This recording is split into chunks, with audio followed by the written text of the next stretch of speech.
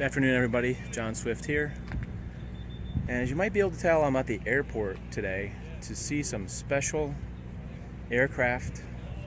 I'm just darned excited to be out here because check this out. Right behind me is a T-6 trainer.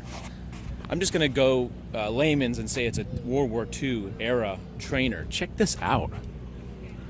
There is another plane over there, which I'm not going to try to tell you what that is because I'll have to find out later, but check this thing out. I just talked with the pilot and he told me this was a trainer for World War II, never really not a combat aircraft. I don't know a lot of information about it, but the camera should speak volumes about how awesome this plane is. Really cool if you could look at the but also look at that. Does anybody know what that is? That is a B-29 Super Fortress. Am I saying that correctly? Super Fortress. I looked up some information before I came out here. You should stick around, guys. This is going to be a really cool vlog with some antique aircraft. I'm super excited to be out here. Let's go check out this stuff. Come on.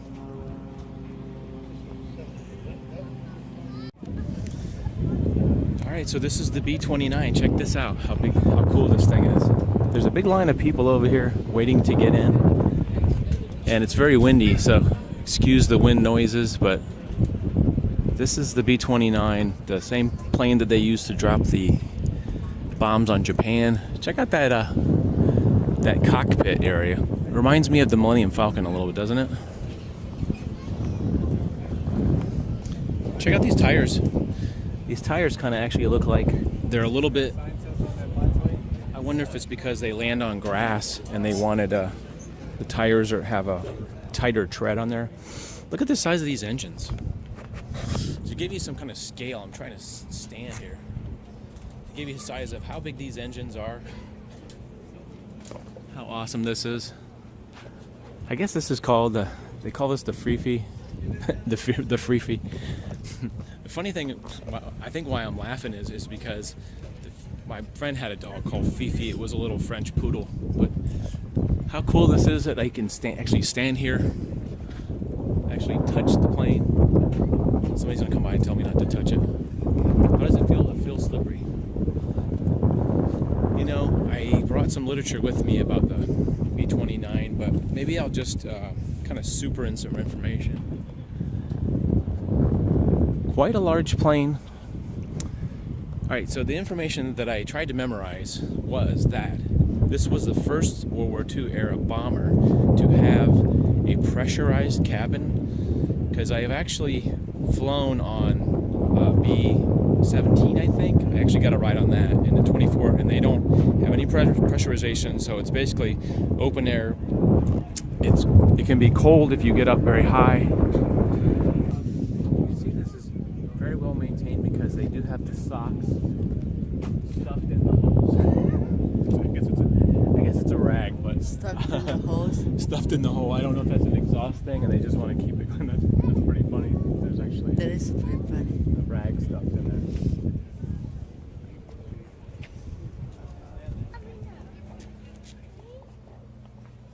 I'm not really sure what that area is in there, but I think it has something to do with the rear gunner. Maybe some equipment from the rear gunner. It says experimental on the side. And I don't know what that area is too, but it's pressurized. It looks like this area is pressurized because you can see the hatch has a seal around it, but this area doesn't look pressurized because, I don't know, it could be. Just not sure. So actually one of the pilots were telling me that this skid is sort of an emergency thing, so when they take off, that they don't hit this turret right there. They don't want to hit the turret, so this thing is protecting. If you look on the side of it, you can see it's actually very, very thick steel. Like you look here, and it's very thin. It's a very thin steel, and then this is really thick gauge steel, because that's what you would hit. He said if they were turning off if they were taking off, he said and it was a new pilot, they would actually all run to the back of the plane to try to make him hit this, because if you hit this thing on the ground, you would owe them a case of beer. That's hilarious. I could just see a bunch of 18, 20-year-old pilot jockeys doing that just for kicks. That sounds pretty funny. But this actually just protected the belly gun right there. As far as I read, most of these guns were 50 caliber. I could be wrong. I usually am wrong, but you can see how there's sort of like little remote guns where there's no actual place to see out, because from what it said on Wikipedia, a lot of the guns that were operated on this thing was they're remotely operated. Now, it said that they had some kind of electronic controls and stuff, but I don't know how they actually saw that. Maybe it had something to do with this side window over here. I'm not sure, but it kind of looks a little bit like I don't know. I'm not sure. It looks like a little robot head up there. You can see some guns up on top up there. You can look up top. There's like a lot of bubbles on top, and there's this bubble. So I wonder if this is either a bomb site or some kind of gun site. You can see these wheels are pretty big, about the size of a small car. Always interesting. I'm thinking about like movies and stuff where people actually stow away inside where the landing gear is and stuff. I wonder if that's actually possible, that you could actually stow away inside somewhere in there. You can sort of see there's actually a little bit of room up there. It'd be very interesting. I've heard stories of people stowing away inside I don't know how though. I thought maybe I'd walk out and get just a real wide shot here of the whole aircraft. It's pretty big. It's pretty wide. It's pretty awesome. I think this place is called Rextrix, something like that. Rextrix. But you can get a good scale of how big this is by the people standing out here. It's pretty windy today. I'm hoping that the wind's not messing up all this stuff. There's also some other really cool aircraft. There's actually a helicopter over there. There's another, I guess that's some kind of plane they give you rides in over here. And there's actually like I guess they call it a bi-wing, is the one with the yellow 2 wings that's way over there. Pretty awesome. I hope we can get into the back. I was hoping we get in the back, but I have a feeling that because people are going out the front, they're only letting you see the front of the plane. So maybe we'll take a little jaunt around the back. I've been in a B-17, I think, before. It was either a 17 or 24. And in those planes, they actually had side gunner doors right here. And they let us stand like right where the side gunner's doors are. And there was actually like a little compartment in the back here where you would stand where the gunners, and you felt like you were like on the end of the world. It was such a strange thing.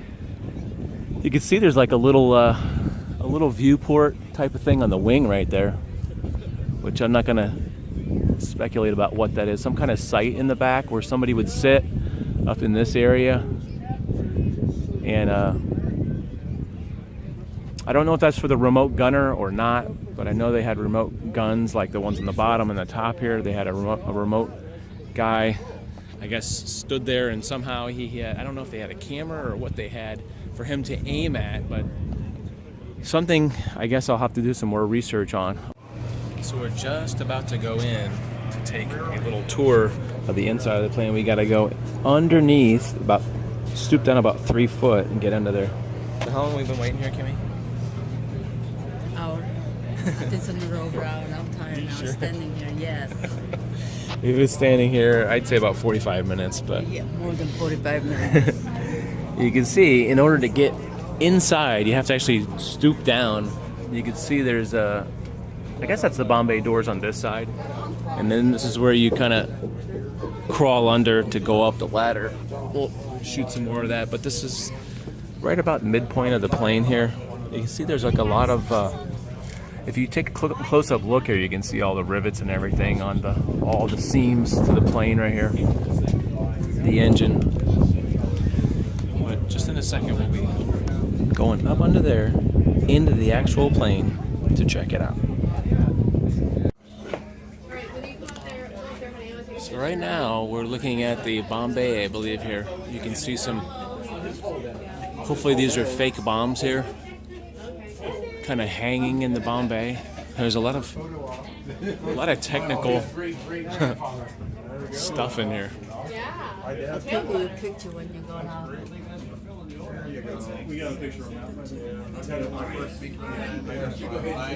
that. Lots of aluminum structure, and there's some storage. Looks like there's some storage in there. From the front pressure department to the back. The potty was back there, so on 16 pins out of the bomb. Oh, okay. These are where we hang our ladders. Home Depot, circa 2014. Tell people the bomb drops down here, bounces over in the middle. Down. Can you tell me how big that tube is? Again, Is it's it 40 feet long and it's 34 inches in diameter. so it's as small as it looks from here, basically? Now it's actually bigger than it looks. Oh, it is bigger than it looks. Nobody helping you. If you measure yourself from your knees, if you're on your hands and knees, 34 inches your tall. knees to the back of your back, Makes it detonate. there's plenty of room to get through. You'd have no problem. That spinner. I've done it and it doesn't bother me. The problem- There goes about Kimmy. 1,000 feet. This thing would spin up. They had safety pins that had to Kimmy's going up into the the wire cockpit and section there. it broke, and then it would spin up and on. Look at this view. How many bombs are It's pretty awesome.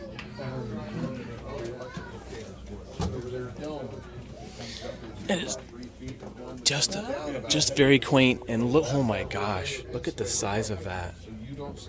That is where you have to climb over the Bombay Oh, I guess it is to get to the rear section. It's 34 inches around, and you can see there's a mat, like a mat here, where you crawl. See if you can get a shot of down there. You can kind of see the whole Bombay. Let me turn the light on here. So here's what it looks like down the tube. The light's on, but you can't see that. That's how you have to crawl to the back of the plane during flight, right there. So there's all kinds of cool buttons and switches in here. All kinds of neat stuff. What is this tank? Here, left hand here, it'll spin you around, you can face the ladder, down you go. Thank you very much. Thank you, thanks for coming out. This is the small little quarters that they had in the rear of the cockpit. Check that out. What is that all about? Looks like a flare gun, doesn't it? Some kind of gun. Pyrotechnic pistols attached to the Good, Jerry. side Keep of it the up, thing. brother. Key drivers. How you guys doing? Good. How are you? Welcome. Well, that's a smiling face around the corner. Hey, how are you? Good. All right. Well, welcome to the forward cockpit of the B-29. The bombardier set up there. He actually flew the plane through that Norden bomb site that was very hush-hush in World War II. On the bomb run, he would take control through the autopilot and fly the airplane. Once the bombs were released, he would give control back to the pilot, who sat in the left seat. Co-pilot sat here in the right seat. The navigator, very important guy. He needs to get you where you're going and home safely, so he's giving coordinates to the pilot on how to fly there. The radio man back here, he communicates plane to plane, plane to ground. And the busiest guy in the airplane is right here. He's the flight engineer, and he runs the engines. Pilot and co-pilot really don't mess with engines too much. He does all of it here. They are looking at airspeed. They need a higher airspeed, they'll call out for a higher power setting. If they need a slower airspeed, they call out for a slower power setting. And that's from takeoff, cruise, and back to landing. That's the way we operate today. We operate with a crew of 3. Pilot, co-pilot, flight engineer in the front and 3 in the back. 2 gunner scanners and an APU operator. Why do we have guys in the back? Because the flight engineers on these airplanes can only see the propellers and the front of the nacelles. If there's a smoke trail, if there's oil leaking, if there's loose parts or whatever, you have to have somebody in the back of the plane calling up the flight engineer, say you probably need a feather number 2, it's puking oil everywhere, whatever. These engines are very, very efficient and very safe, but our old ones weren't. So they were really critical when we were flying our older engines. The additional person is the APU operator, auxiliary power unit. That's basically the startup power for these engines if the batteries are weak. So we fly with a crew of 6, so when we take a ride flight, we have 10 passengers, a crew of 16. So, are you fly this? I am a scanner gunner in the back and an APU operator. I do fly Warbirds, but I'm not checked out in this one. Yeah. Engineer, yes sir. Yes, sir. Bombardier, pilot, co-pilot, navigator, radioman, flight engineer sits here. Crew of 6. That's a lot of gauges. Yeah, he basically has control of the engines. The only thing they have are parallel throttle controls. They can use those on the ground for taxiing in windy conditions, and they also use that for the initial run up down the runway. You don't have any rudder authority on those. It's funny that's right there. And we're coming out the front nose cone here. Just a little ladder and scoot down, and we're out the front. No smoking. Make sure you don't smoke while you're heading down the ramp. That's a good one. No smoke. That was pretty awesome. All that stuff. It's a lot to it's a lot to take in. All the gauges and all the stuff. Amazing. Just amazing. All right, so we're looking at an Eagle Field.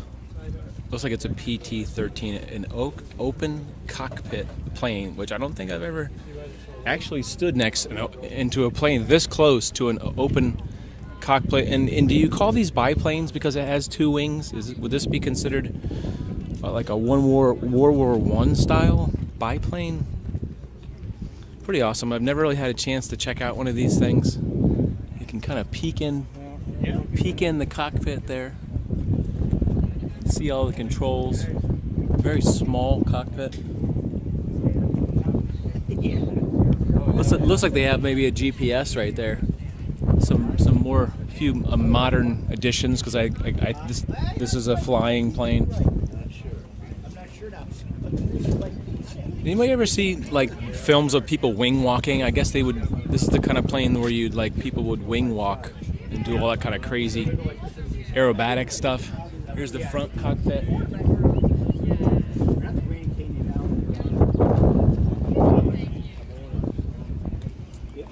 Pretty neat.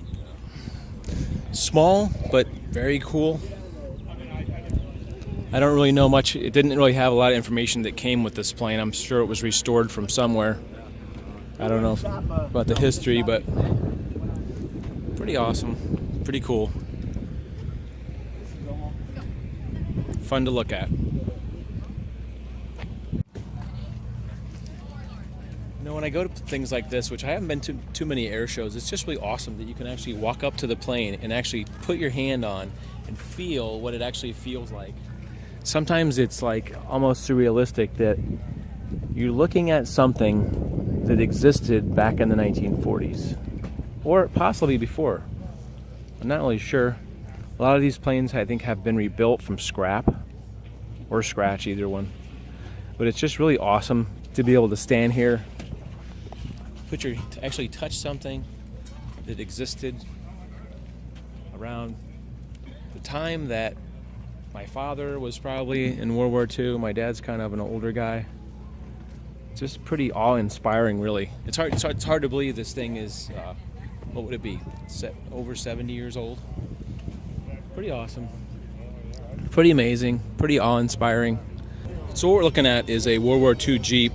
This is a 1945 Willys MB quarter-ton 4x4 truck.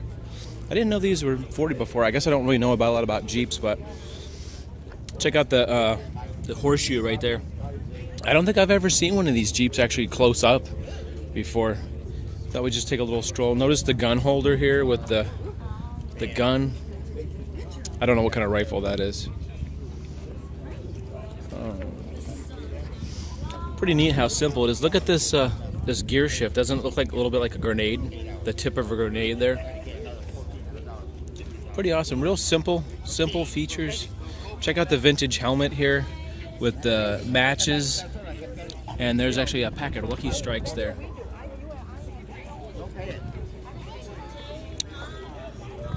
I really love to look at vintage military gear. I kind of wish I did this more often. I'm just guessing this is a Browning machine gun, maybe a 50 caliber, possibly. Some vintage canteens, blankets. I guess maybe they put blankets in the seats there, and some vintage packs there. Pretty awesome. The wheels seem, by today's standard, very thin and small. Looks like this is like the horn here, just mounted right on the front bumper. Pretty awesome. Always kind of fascinated by the headlights, how they had like special, oh maybe that's a horn or something. A lot of times they would have the headlights would be spray painted, except for a narrow slit to try to keep down their visibility so they wouldn't get shot by planes. No, they didn't say it. When somebody like to return something, they know that it's being added on to. Yeah, like I said, never really had a chance to take a close-up look at a vintage World War II Jeep like this before. So this plane is a C-45 Expediter. What it says here, it's restored to the colors of the England's Royal Air Force as a VIP transport and liaison aircraft. So it's very different looking with the yellow bottom and the green and brown top. Very awesome. Not as much of a crowd pleaser. I guess it's called bucket of bolts. I guess that's the name they name these planes. Still pretty awesome that this thing is probably somewhere in the neighborhood of 60 to 70 years old. Look at that engine.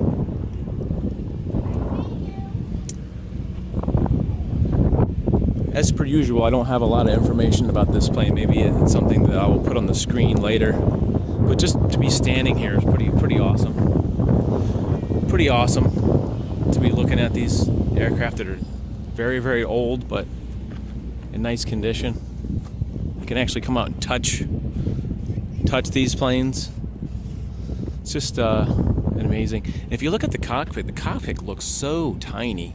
Maybe I can get a shot of I'll get a shot of the cockpit. The cockpit.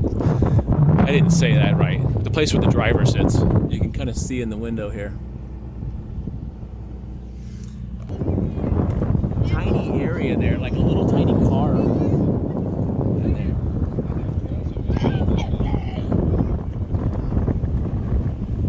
It seems very, very small, very confined area there.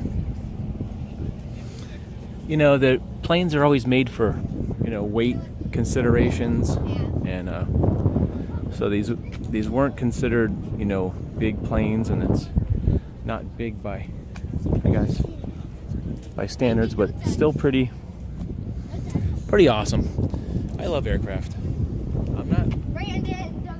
I don't go to a lot of air shows, but when I do, I really get excited about just looking at the history and the awesomeness of some of these planes that have, some of these have possibly seen gunfire. I don't really know for sure.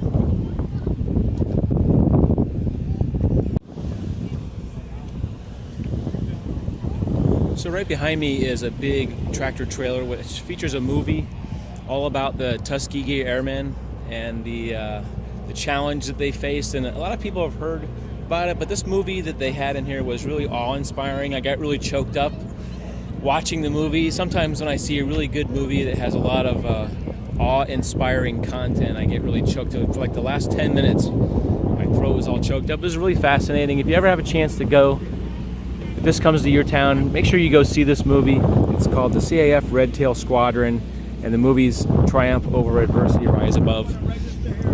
I hope you guys enjoyed this video and all these awesome planes over here looking around. Leave a comment if I got something wrong, which I probably surely did, some information, but sometimes I get a little overwhelmed by the awesomeness when I come out to a place like this, and sometimes I'm just like dumbfounded. So my eyes are so full of everything. I hope you enjoyed all the video, and hope you subscribe so you can catch my new videos and all the great stuff I'm going to be doing. I'm going to say goodbye, you guys. Thanks for coming along. We'll see. I'll leave you with a shot of the, what is it? The B-29 Fifi here in Sarasota, Florida. Please like and subscribe. So we're standing right next to this vintage open cockpit. I don't know why I keep getting caught on the open cockpit. I can't, for some reason I'm not saying cockpit correctly today.